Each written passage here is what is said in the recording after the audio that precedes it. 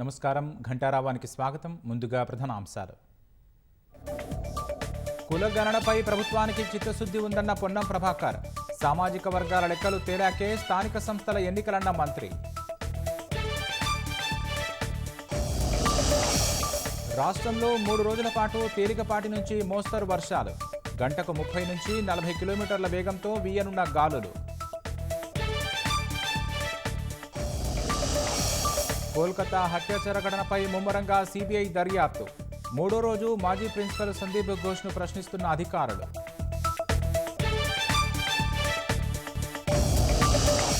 గాజాలో Israel కురిపించిన bomb దాడుల్లో 19 మంది మృతి. గడిచిన 48 గంటల్లో 69 మంది చనిపోయినట్లు సమాచారం.